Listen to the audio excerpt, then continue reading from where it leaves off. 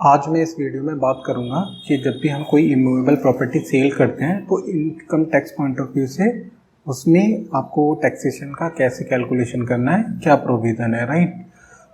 अगर मैं डिटेल की बात करूं तो इसमें बेसिकली रेजिडेंशियल एंड कॉमर्शियल दोनों टाइप की प्रॉपर्टी कवर्ड है। फॉर एग्जांपल आप लैंड सेल करते हैं, बिल्डिंग सेल करते हैं, फ्लैट हो गया आपका या कंबाइंड हो गया, राइट। और इस वीडियो में जो मैंने कवर किया है बेसिकली ये 8 पॉइंट्स हमने कवर किए हैं। For example what is capital gain on house property, basically capital gain क्या होता है ये हमने डिटेल में डिस्कस किया है। उसके बाद कैपिटल गेन के टाइप्स कितने होते हैं, short term, long term, and उनको डिटेल में समझा है। And short term and long term capital gain पे टैक्स का रेट क्या होगा, ये हो गया। एंड इसके अलावा शॉर्ट टर्म कैपिटल गेन कैसे कैलकुलेट करना है, लॉन्ग टर्म कैपिटल गेन कैसे कैलकुलेट करना है, राइट। एंड एक पॉइंट होता है आपका cost of acquisition and index cost of acquisition, मतलब जो प्रॉपर्टी की परचेज वैल्यू होगी वो आप कैसे डिसाइड करेंगे या उन पे क्या एडिशनल आपको पॉइंट कंसीडर करने हैं, राइट। एंड 7th अपना पॉइंट है कॉस्ट इन्फ्लेशन इंडेक्स, इस पे भी हम डिस्कशन करेंगे, ये भी आपके कैपिटल गेन कैलकुलेशन पे इम्पोर्टेंट है। एंड हमारा लास्ट कुछ इंपॉर्टेंट पॉइंट्स हैं जो मैंने समरी लास्ट में आपको दिए। हेलो दोस्तों, मैं रिजवान सैफी एंड उम्मीद करता हूँ आप सब लोग ठीक होंगे। देखिए, जब भी आप कोई इमूवेबल प्रॉपर्टी सेल करते हैं तो उसमें बेसिकली जो उस सेल पर जो भी प्रॉफिट होता है उस पर इनकम टैक्स का कैलकुलेशन होता है, राइट। अगर मैं प्रॉफिट को बात करूँ तो टेक्निकली इनकम टैक्स में उसको गेन बोला गया है, राइट। तो जब भी मैं गेन की बात करता हूँ, capital gain in the sense कि वो प्रॉफिट की बात कर रहे हैं। तो देखिए, अगर मैं लेमन लैंग्वेज में बात करूं, फॉर एग्जांपल कोई प्रॉपर्टी आपने 10 साल पहले 10 लाख रुपए की खरीदी थी और आज 10 साल बाद आपने 15 लाख रुपए की बेची थी, तो सिंपल लैंग्वेज में आपको 5 लाख रुपए का उस पर प्रॉफिट हो गया या गेन हो गया, राइट। अगर मैं इनकम टैक्स की बात करूं तो इनकम टैक्स में इतना सिंपल नहीं है कि जस्ट आपने 10 लाख का परचेज किया, 15 ने सेल किया, दोनों को डिफरेंस निकाल के आपका कैपिटल गेन हो गया। इसमें बेसिकली आपको जो टाइम पीरियड है 10 साल तक आपने प्रॉपर्टी होल्ड की, उसके लिए भी आपको जो इन्फ्लेशन का बेनिफिट है वो भी मिलता है, राइट। किस टाइप से कैलकुलेट करेंगे वो मैंने डिटेल में इस स्लाइड में डिस्कस किया है। तो कोई भी आपका ट्रांजैक्शन होता है बेसिकली वो मैक्सिमम 2 कैटेगरी में डिवाइड कर सकते हैं, ठीक है। जब भी कोई आपकी प्रॉपर्टी सेल होती है तो आपका 2 ही कैटेगरी में आएगा, ठीक है। पहली कैटेगरी है an asset held for a period of 24 month और लेस। अगर कोई प्रॉपर्टी आपने 24 महीने या उससे कम होल्ड की है, मतलब ये जो पीरियड देखा जाएगा from the date of purchase देखा जाएगा। इन सिंपल वर्ड्स, आपने अगर कोई प्रॉपर्टी 2 साल या उससे कम होल्ड की है तो वो आपकी शॉर्ट टर्म कैपिटल एसेट कहलाएगी, ठीक है। एंड उस पर जो प्रॉफिट का कैलकुलेशन होगा या लॉस का कैलकुलेशन, उसको शॉर्ट टर्म कैपिटल गेन या शॉर्ट टर्म कैपिटल लॉस बोलेंगे, ठीक है। और उस पर जो बेसिकली टैक्स का कैलकुलेशन होगा वो आपका इनकम टैक्स स्लैब के अकॉर्डिंग होगा, राइट। मतलब जो भी इनकम टैक्स का स्लैब होगा, फॉर एग्जांपल अगर आप इंडिविजुअल हैं, ठीक है, तो उसमें क्या होता है up to 5 lakh there is no tax, 5 to 10 आपका 20% लगेगा, एंड अबाउट 10 लाख आपका 30% लगेगा। तो उस टाइप से जो भी डिफरेंट स्लैब एप्लीकेबल होंगे उस पीरियड के लिए, तो उसके अकॉर्डिंग आपको टैक्स देना है, राइट। अगर मैं समराइज़ करूं, आपने अगर कोई प्रॉपर्टी 2 साल या उससे कम पीरियड के लिए होल्ड की थी, उसको अगर आप सेल करेंगे तो वो शॉर्ट टर्म कैपिटल एसेट कहलाएगी और उस पर जो आपका प्रॉफिट होगा वो शॉर्ट टर्म कैपिटल गेन कहलाएगा, राइट। और उस पर जो टैक्स लगेगा वो आपका जो नॉर्मल इनकम टैक्स के स्लैब होते हैं उसके अकॉर्डिंग ही लगेगा। सेकेंड ऑप्शन हो जाता है अगर कोई प्रॉपर्टी आपने 2 साल से ज़्यादा होल्ड की थी, राइट। उस केस में उस प्रॉपर्टी को हम लॉन्ग टर्म कैपिटल एसेट बोलेंगे income tax point of view के लिए, एंड उस पर जो प्रॉफिट आएगा उसको हम लॉन्ग टर्म कैपिटल गेन बोलते हैं। इनकेस लॉस आएगा तो लॉन्ग टर्म कैपिटल लॉस बोलेंगे, ठीक है। एंड उस पर जो इनकम टैक्स का रेट है वो 20% है फ्लैट, मतलब जो भी आपका प्रॉफिट आएगा लॉन्ग टर्म कैपिटल एसेट पर आपका 20% के अकॉर्डिंग टैक्स लगेगा, इनकम टैक्स, राइट। अगर मैं कंक्लूड करूं, अगर आपने कोई प्रॉपर्टी 2 साल या उससे कम पीरियड की होल्ड की है तो वो शॉर्ट टर्म कैपिटल एसेट होगी। 2 साल से ऊपर अगर आपने होल्ड किए प्रॉपर्टी को, उसको सेल कर रहे हैं, तो आपको लॉन्ग टर्म कैपिटल एसेट कहलाएगी एंड उस पर टैक्स अकॉर्डिंगली लगेंगे। लॉन्ग टर्म पे 20% एंड शॉर्ट टर्म पे आपके जो भी स्लैब रेट होता है उसके अकॉर्डिंग। इस स्लाइड में basically short term capital gain कैसे कैलकुलेट करेंगे वो आपको समझाया है, ठीक है। इसमें ये फॉर्मूला है, जस्ट सिंपल इक्वेशन है। आप सबसे पहले लेंगे फुल वैल्यू ऑफ कंसिडरेशन, मतलब ये आपकी सेल वैल्यू हो जाएगी। एंड सेकंड आपका होगा कॉस्ट ऑफ एक्विजिशन। देखिए, कॉस्ट ऑफ एक्विजिशन का मतलब है जो आपकी परचेज वैल्यू है वो आप माइनस कर देंगे। एंड कॉस्ट ऑफ इम्प्रूवमेंट का मतलब हो गया, देखिए कभी कभी क्या होता है, फॉर एग्जांपल आपने कोई प्रॉपर्टी बाई की, ठीक है, मे बी पॉसिबल लैंड हो या बिल्डिंग हो, उसमें अगर कुछ आपने सब्सटेंशियल वर्क किया है, राइट, फॉर एग्जांपल जब आपने प्रॉपर्टी ली एक रूम था, आपने एडिशनल रूम बनवा दिया, या आपने लैंड ली थी उस पर आपने कोई कंस्ट्रक्शन करा दिया, तो इस टाइप के जो बड़े खर्चे होते हैं कैपिटल नेचर के, तो उसको इम्प्रूवमेंट बोलते हैं, ठीक है। तो उसमें जो भी खर्चे हैं वो कॉस्ट ऑफ इम्प्रूवमेंट में आप माइनस कर लेंगे, ठीक है, यहाँ मेंशन करेंगे। इसके बाद देखिए expenditure incurred Holi and exclusively in connection with such transfer. देखिए जब भी हम कोई प्रॉपर्टी ट्रांसफर करते हैं तो कुछ ऐसे एक्सपेंसेस होते हैं जो डायरेक्टली ट्रांसफर से रिलेटेड होते हैं। फॉर एग्जांपल आपने कोई बीच में ब्रोकर था जिसने आपकी डील डन कराई, राइट, तो मे बी पॉसिबल उसको आपको कमीशन देना है, एंड मे बी पॉसिबल आप कहीं मतलब ट्रैवल किया आपने उसके लिए, तो कोई मतलब इस टाइप के बड़े खर्चे हैं जो डायरेक्टली प्रॉपर्टी ट्रांसफर से रिलेटेड है, तो वो भी आप माइनस कर सकते हो। तो ठीक है, और इन सबको माइनस करने के बाद आपका शॉर्ट टर्म कैपिटल गेन आ जाएगा, राइट। अगर मैं रिपीट करूं, आपको सेल वैल्यू लेनी है, ठीक है, उसके बाद आपकी परचेज वैल्यू माइनस हो जाएगी, आपने कोई इंप्रूवमेंट किया है वो माइनस हो जाएगा, एंड इसके अलावा अगर आपने कोई एक्सपेंडिचर किए सेल से रिलेटेड वो माइनस हो जाएंगे। जो बैलेंस वैल्यू आएगी अगर वो पॉजिटिव है तो आपका शॉर्ट टर्म कैपिटल गेन होगा, एंड इन केस वो माइनस में है तो आपका शॉर्ट टर्म कैपिटल लॉस होगा, राइट। मैंने यहाँ पे एग्जांपल के थ्रू आपको समझाने की कोशिश की है। फॉर एग्जांपल मिस्टर समीर है, उन्होंने कोई इमूवेबल प्रॉपर्टी परचेज की 12 दिसंबर 2019 को, राइट, एंड उसकी जो परचेज कॉस्ट थी वो 55 लाख थी, राइट। एंड उन्होंने क्या किया, परचेज करने के बाद एक एडिशनल रूम कंस्ट्रक्ट कराया जो कि 31 मार्च 2020 को कराया, ठीक है, एंड जिसकी कॉस्ट आई उनको 5 लाख, ठीक है। एंड 31 जुलाई 2021 को समीर ने क्या किया, सेम प्रॉपर्टी 67,50,000 की सेल कर दी, एंड उसने की 60,000 एक एजेंट थे जिन्होंने प्रॉपर्टी को सेल करने में हेल्प की, उनको कमीशन भी किया, राइट। मैंने ऊपर आपको बताया था कि कैसे कैलकुलेट करते हैं short term capital gain, same way में हम ये इन वैल्यूज़ को यहाँ पुट करते जाते हैं, ठीक है। फुल वैल्यू ऑफ कंसिडरेशन मतलब सेल कितने में हुई प्रॉपर्टी, तो वो हमें पता है यहाँ पर 67,50,000 में, तो हमने यहाँ 67,50,000 लिख लिया। इसके बाद क्या होगा, कॉस्ट ऑफ एक्विजिशन मतलब प्रॉपर्टी कितने में परचेज की, तो 55 लाख में की थी, ये माइनस हो गया। इसके अलावा कॉस्ट ऑफ इम्प्रूवमेंट, उन्होंने देखो यहाँ पे एक एडिशनल रूम कंस्ट्रक्ट कराया था तो जिसकी कॉस्ट उनको 5 लाख आई थी, राइट, तो 5 लाख हमने मेंशन किया।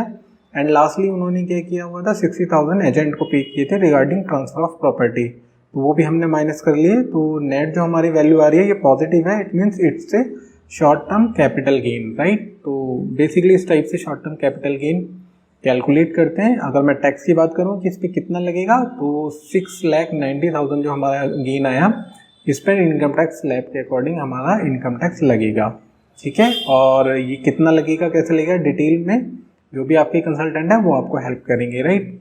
देखिए शॉर्ट टर्म कैपिटल गेन जो होता है वो बेसिकली आपकी ग्रॉस टोटल इनकम का पार्ट बनता है, राइट। इसमें अगर आपने कोई इन्वेस्टमेंट किया है, लाइक 80C में आपके बच्चों की ट्यूशन फीस होगी, आपका कोई इंश्योरेंस हो गया, ठीक है, उस टाइप की चीज़ें वो माइनस हो जाती हैं 80C में। अगर आपने कोई मेडिकल क्लेम कराया है तो वो भी आपका माइनस हो जाएगा। तो बेसिकली आपको जो टैक्स देखना है कि लगेगा या नहीं लगेगा, वो टोटल टैक्सेबल इनकम पे देखना है, ठीक है। तो इट मीन्स फॉर एग्जांपल 690 आया, ये परमिसेबल डिडक्शन है आपकी, तो आपकी नेट जो वैल्यू आई टैक्सेबल इनकम वो 4,95,000 आई, but according to current income tax rule up to 5 lakh आपको कोई इनकम टैक्स पे करने की ज़रूरत नहीं है। तो इस केस में क्या हो गया, उनको कोई टैक्स पे करना ही नहीं पड़ेगा, राइट। लास्ट स्लाइड में हमने डिस्कस किया था कि शॉर्ट टर्म कैपिटल गेन कैसे कैलकुलेट करते हैं, राइट। एंड इस स्लाइड में हम बात करेंगे कि लॉन्ग टर्म कैपिटल गेन कैसे कैलकुलेट करते हैं। जैसा कि मैंने आपको स्टार्टिंग में बताया था, लॉन्ग टर्म कैपिटल गेन का मतलब अगर आपने प्रॉपर्टी 2 साल से ऊपर होल्ड की है उस केस में आपका जो प्रॉफिट आएगा, गेन आएगा, वो लॉन्ग टर्म कैपिटल गेन कहलाएगा, राइट। अगर इसकी कैलकुलेशन की बात करूँ तो सेम वे में फुल वैल्यू ऑफ कंसिडरेशन मतलब आपकी सेल वैल्यू आपको लेनी है, आपको जो माइनस करना है वहाँ पे कॉस्ट ऑफ एक्विजिशन दिया हुआ था, ठीक है, जब मैं शॉर्ट टर्म कैपिटल गेन की कैलकुलेशन की थी। बट यहाँ पे ना एक वर्ड, टेक्निकल वर्ड ऐड किया है, इंडेक्स्ड। इसका मतलब है कि आपकी जो परचेज वैल्यू है उसमें जो भी इन्फ्लेशन पार्ट है, महंगाई का है, इम्पैक्ट हुआ है, उसको एडजस्टमेंट की जाएगी, राइट। अगर आपने कोई प्रॉपर्टी 10 लाख खरीदी थी 10 साल पहले, तो वो 10 साल नहीं रहेगी, उस पर जो भी इन्फ्लेशन का बेनिफिट होगा वो आपको मिलेगा, राइट। तो आपको माइनस करना है index cost of acquisition, and same way में माइनस करना है index cost of improvement, right. And आपको लास्ट माइनस करना है आपने जो भी ट्रांसफ़र के रिगार्डिंग एक्सपेंस किए हैं, ठीक है, वो आप माइनस कर लेंगे। तो जो भी नेट वैल्यू आएगी अगर पॉजिटिव आती है तो आपका long term capital gain, in case वो नेगेटिव वैल्यू आती है तो आपका लॉन्ग टर्म कैपिटल लॉस कहलाता है, right. Long term capital gain को मैंने एक एग्जांपल के थ्रू समझाने की कोशिश की है। फॉर एग्जांपल जैसे मैंने एग्जांपल लिया है, इसमें मिस्टर समीर हैं, उन्होंने कोई इमूवेबल प्रॉपर्टी खरीदी 12 दिसंबर 1990 को एंड उसकी कॉस्टिंग थी 10 लाख, राइट, जब उन्होंने खरीदी थी। एंड उसके बाद उन्होंने क्या किया, एडिशनल रूम कंस्ट्रक्ट कराया 2015 में एंड जिसकी कॉस्ट उनको 5 लाख आई उस टाइम पे, राइट। एंड 31 जुलाई 2021 को समीर ने क्या किया, सारी प्रॉपर्टी जो भी थी उनकी प्रॉपर्टी उसको सेल की 70,50,000 में, ठीक है। एंड उन्होंने क्या किया, एक एजेंट को 60,000 रुपये पेमेंट भी किया जिसने उनका ट्रांसफ़र में हेल्प किया, ठीक है। तो इस पर हमें बेसिकली कैलकुलेट करना है कैपिटल गेन। अभी आप भूल जाओ लॉन्ग टर्म शॉर्ट टर्म जो मैंने आपको समझाया था। तो पहले नंबर पे हम चेक करते हैं कि प्रॉपर्टी 2 साल से ज़्यादा होल्ड की थी या कम। देखिए इन्होंने प्रॉपर्टी परचेज कब की थी, 1990, राइट, एंड सेल इन्होंने की है 31 जुलाई। तो इट मीन्स ये हो गया कि इन्होंने 20 साल के बाद प्रॉपर्टी को सेल किया है, ठीक है। तो 2 साल से ऊपर हो गया ऑब्वियस, तो इट मीन्स ये लॉन्ग टर्म कैपिटल गेन होगा, राइट। सो इसमें अगेन हम अपने जो ये फॉर्मूला होता है इसमें वैल्यूज़ रखते हैं। तो जो सेल वैल्यू है, ठीक है, full value of consideration exactly same जाएगी 70,50,000 जो कि यहाँ पे दिया हुआ है, ठीक है। इसके बाद index cost of acquisition and index cost of improvement हम यहाँ पे ले लेंगे, ठीक है। ये कैसे वैल्यूज़ आई वो मैं अभी आपको आगे समझाऊंगा।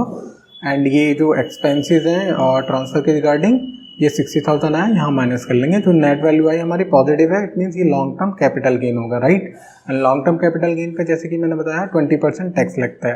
तो 8,32,395 का 20% करेंगे तो 1,66,479 ये इनका टैक्स बनेगा, राइट, मतलब फ्लैट 20%। तो देखिए इसमें इंपॉर्टेंट पार्ट है कि आपकी cost of acquisition and cost of improvement आपकी indexed cost of acquisition and index cost of improvement बन गई है, उनको कैसे कैलकुलेट करना है, ठीक है। तो जैसे मैंने आपको समझाया कि इन्होंने जो परचेज़ की थी वो 1990 में की थी 10 लाख रुपए में, ठीक है।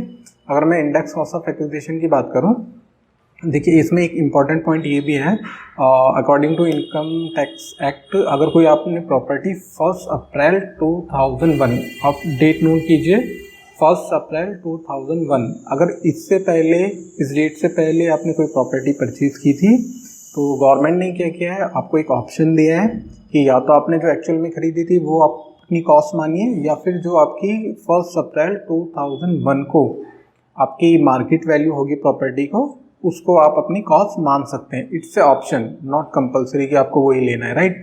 तो आपको क्या कंपेयर करना है, आपको कंपेयर करना है जो मैंने परचेज किया बिफोर 1 अप्रैल 2001 उसकी कॉस्ट 10 लाख आ गई, एंड जो 1 अप्रैल 2001 को कॉस्टिंग है मार्केट वैल्यू है वो क्या है। तो हमने अपने केस में अज्यूम किया है कि 1 अप्रैल 2001 को मार्केट वैल्यू इसकी 15 लाख होगी, राइट।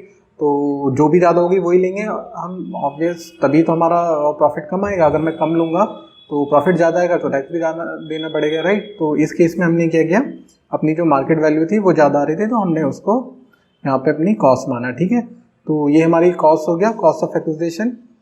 देखिए फॉर्मूला क्या रहता है इंडेक्स कॉस्ट ऑफ एक्विजिशन का, जो भी आपकी कॉस्ट ऑफ एक्विजिशन है वो ले लीजिए, and cost inflation index government ने एक वैल्यूज दी हुई है, वो आपने लेना है ईयर ऑफ एक्विजिशन का, जिस साल आपने प्रॉपर्टी परचेज की है, और जिस साल आपने प्रॉपर्टी ट्रांसफ़र की है उस साल का जो भी CI रेट होगा उससे मल्टीप्लाई कर देंगे, ठीक है। तो इसमें क्या है, कॉस्ट ऑफ एक्विजिशन जैसे मैंने आपको बताया कि हमारे पास ऑप्शन है 1 अप्रैल 2001 वाला, तो हमने 15 लाख ले लिया, ठीक है। उस टाइम को मार्केट वैल्यू यही थी तो ज़्यादा यही था, हमने ये कंसिडर कर रहे हैं। इसके बाद हम ले रहे हैं CI जो हमारा ट्रांसफ़र जिस साल हमने ट्रांसफ़र किया, मतलब 2021-22 फाइनेंशियल ईयर के 317 हमारा CII का रेट है, ठीक है।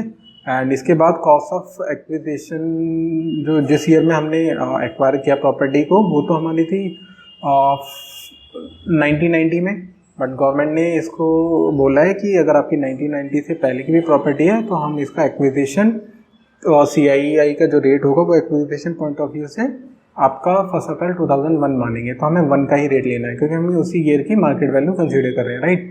तो इसका मतलब 15 लाख इंटू 317 मल्टीप्लाई बाई 100 जो वैल्यू आएगी हमारे आई 47,55,000, ठीक है।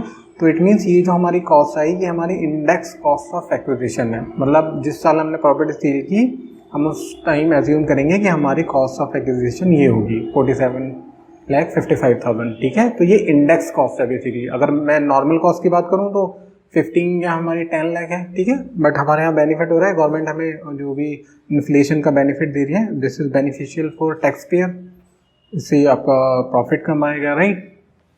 सेम वे में हमारा होता है कॉस्ट ऑफ इम्प्रूवमेंट, ठीक है। कॉस्ट ऑफ इम्प्रूवमेंट 5 लाख, ठीक है, जो कि हमने एक्चुअल इनकर किया था, डिवाइड कर देंगे जिस साल में हमने कॉस्ट ऑफ इम्प्रूवमेंट इनकर किया वो 2005 का हमने CII ले लिया, ठीक है, कॉस्ट इन्फ्लेशन इंडेक्स, एंड जिस साल प्रॉपर्टी ट्रांसफर करी उस साल का ये CII रेट ले लिया, ठीक है। तो इससे जो वैल्यू आई हमारी कॉस्ट ऑफ इम्प्रूवमेंट 14,02,655, तो इंडेक्स कॉस्ट ऑफ इम्प्रूवमेंट है। तो यहाँ भी हमारा बेनिफिट हो गया ना इन्फ्लेशन के रीजन से, ठीक है। तो फॉर्मूला सिंपल है, कॉस्ट आपको लेनी है cost of improvement CI for the year of transfer and CI for the year of improvement, right. It is very simple. अब देखिए क्वेश्चन ये आता है कि जो आप मैं ये रेट बोल रहा हूँ कॉस्ट इन्फ्लेशन इंडेक्स CI के आपको रेट लेने हैं, वो कैसे लेंगे। आप नेट पे गूगल सर्च कर सकते हैं कि CII या cost inflation index for financial year this, ठीक है। तो ये मैंने जस्ट आपको समरी दे दी है कि 2001-2 से अभी तक के जो कॉस्ट इन्फ्लेशन इंडेक्स गवर्नमेंट ने फाइनल किया है वो क्या है, ठीक है। ये फिक्स है, ये वेरी नहीं करेंगे। अगर गवर्नमेंट ने एक बार आपको बता दिया कि ये कॉस्ट इन्फ्लेशन इंडेक्स है तो ये चेंज नहीं होगा। फॉर एग्जांपल गवर्नमेंट ने बोला है 2001 एंड फॉर एग्जांपल 2021 एंड 22 के लिए जो कॉस्ट इन्फ्लेशन इंडेक्स गवर्नमेंट ने पब्लिश किया है वो 317 है। इट मीन्स इस साल के लिए ये सेम ही रहेगा, ठीक है। नेक्स्ट ईयर के लिए फिर गवर्नमेंट कुछ नया रेट देगी, ठीक है। एक्विजिशन का ईयर माना था 21-22 तो 100 है इसका, और जिस साल हम प्रॉपर्टी ट्रांसफर करते हैं 21-22 फाइनेंशियल ईयर में इसका 317 है, ठीक है। तो ये 100 हमने लिया था एंड 317 लिया था, ठीक है। एंड सेम वे में 5 लाख में देखिए 2005 में हमने कॉस्ट ऑफ इम्प्रूवमेंट किया था, तो यहाँ 2005 का अगर हम देखेंगे तो 2005 ओके देखिए 2004-5 का 113, ठीक है। तो 113 हमने लिया है एंड ईयर ऑफ ट्रांसफर का मैंने आपको दिखाया था 317 है। तो हमने इस साल प्रॉपर्टी ट्रांसफर करी तो इस साल का कॉस्ट इन्फ्लेशन इंडेक्स ये हम ले रहे हैं, ठीक है। तो इसके से जो वैल्यूज आएंगी ये आएंगी, और मैं आप देखेंगे तो 47 लाख एंड 14 लाख ये मैंने यहाँ पर ली हुई है 47 एंड 14, ठीक है। तो मैंने आपको बता दिया है कि कैलकुलेशन कैसे करना है, उसी टाइप से आपका लॉन्ग टर्म कैपिटल गेन आएगा और सेम वे में आपको टैक्स का बेनिफिट मिल जाएगा, राइट। देखिए नेक्स्ट एंड मोस्ट इम्पोर्टेंट इस वीडियो का जो पार्ट है वो इम्पोर्टेंट पॉइंट्स है regarding capital gain calculation, right. देखिए अगर इसमें पहला हमारा पॉइंट है, अगर कोई आप प्रॉपर्टी 1 अप्रैल 2001 से पहले एक्वायर करते हैं, ठीक है, तो उस केस में गवर्नमेंट ने आपको ऑप्शन दिया है कि आप तो एक्चुअल जो आपकी परचेज वैल्यू है वो या फिर जो मार्केट वैल्यू है 1 अप्रैल 2001 दोनों में से जो भी ज़्यादा है वो आप ले सकते हो, ये ऑप्शन है, राइट। फॉर एग्जाम्पल कभी कभी ऐसा होता है आपके पेरेंट्स ने कोई प्रॉपर्टी खरीदी थी अपने टाइम पे, ठीक है, एंड उन्होंने आपको फॉर एग्जांपल उन्होंने आपको गिफ्ट दे दिया या उनकी डेथ हो गई, उसके बाद ऑब्वियस उनकी जो जनरेशन नेक्स्ट जनरेशन उनको प्रॉपर्टी ट्रांसफ़र हो जाती है, तो उस केस में जो एक्विजिशन माना जाएगा कि आपने प्रॉपर्टी कब परचेज की वो आपके फादर वाला पीरियड ही माना जाएगा। फॉर एग्जांपल आपके फादर ने 1990 में कोई प्रॉपर्टी खरीदी और 2005 में उनकी डेथ हो गई और आपको प्रॉपर्टी ट्रांसफ़र हो गई, तो ये नहीं बोला जाएगा कि आपकी जो एक्वायर किया आपने वो 2005 में किया, नहीं, जो आपके प्रीवियस ऑनर ने किया 1990 1919 में वही पीरियड आपके लिए भी एप्लीकेबल होगा, राइट। तो इस केस में क्या है, आप लेंगे कॉस्ट ऑफ एक्विजिशन आपके फादर वाली, कि आपके पास ऑप्शन है कि जो आपके फादर ने परचेज किया था वो वैल्यू प्लस 1 अप्रैल 2001 को जो वैल्यू होगी मार्केट वैल्यू जो भी ज़्यादा होगी वो आप अपनी कॉस्ट ऑफ इम्प्रूवमेंट मान सकते हैं, उसी हिसाब से आप index cost of acquisition calculate करेंगे, राइट। एंड नेक्स्ट हमारा पॉइंट है, देखिए गवर्नमेंट ने क्या किया हुआ है, गवर्नमेंट ने बोला है कि मार्केट वैल्यू और कॉस्ट ऑफ एक्विजिशन जो भी ज़्यादा होगा वो आपको लेना है 1 अप्रैल 2001 को। अब मार्केट वैल्यू क्या होगी, सबका मतलब अपना अपना ओपिनियन होगा। फॉर एग्जांपल मेरा कोई घर है, मैं तो बोलूँगा ज़्यादा से ज़्यादा मार्केट वैल्यू होगी, ठीक है, मतलब टैक्स बचाने के लिए, क्योंकि मैं माइनस करूँगा ना इसको अपनी जो भी मार्केट वैल्यू है, तो एक्चुअली मेरी मार्केट वैल्यू 40 लाख हो गई तो मैं बोलूँगा 60 लाख है, मतलब कोई भी टैक्स सेविंग के लिए। तो गवर्नमेंट ने इसको रेस्ट्रिक्ट कर दिया है कि जो भी आप मार्केट वैल्यू कंसीडर करेंगे 1 अप्रैल 2001 को, वो उस पीरियड की मतलब 1 अप्रैल 2001 की जो भी स्टैम्प ड्यूटी वैल्यू या सर्कल वैल्यू होगी उस प्रॉपर्टी की, उससे ज़्यादा नहीं होना चाहिए। ठीक है, इट मीन्स आप बाउंड हो गए, जो भी आपकी मार्केट वैल्यू होगी वो मैक्सिमम स्टैम्प ड्यूटी वैल्यू तक ही रह सकती है। और जो आपको मार्केट वैल्यू कंसीडर करनी है वो ऐसा नहीं है आपने कुछ भी अपने हिसाब से अज्यूम कर लिया। उसके लिए आपको रजिस्टर्ड वैल्यूअर होते हैं गवर्नमेंट से रिकॉग्नाइज, तो उनसे बेसिकली आपको एक वैल्यूएशन रिपोर्ट लेनी होगी। वो प्रॉपर साइन करके अपना मेंबरशिप नंबर लिख के आपको रिपोर्ट देंगे। उसमें जो मार्केट वैल्यू होगी that will be final, and वो market value make sure stamp duty value से एक्सीड नहीं करे। इनकेस एक्सीड करती है तो आपका जो भी स्टैम्प ड्यूटी वैल्यू है वो मैक्सिमम मार्केट वैल्यू आपकी कंसीडर की जाएगी।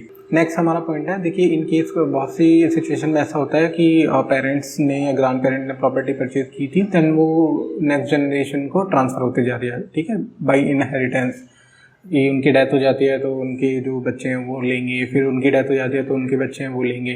तो इस टाइप से अगर कोई प्रॉपर्टी आती है तो अल्टीमेट प्रीवियस ओनर देखा जाता है, राइट। ठीक है, तो उसमें देखेंगे कि आपके जो प्रीवियस ओनर है उन्होंने उस प्रॉपर्टी को कब एक्वायर किया था, वही आपकी कॉस्ट ऑफ एक्विजिशन कहलाती है, एंड वही आपका पीरियड ऑफ एक्विजिशन के लिए भी वही पीरियड कंसीडर किया जाएगा, राइट।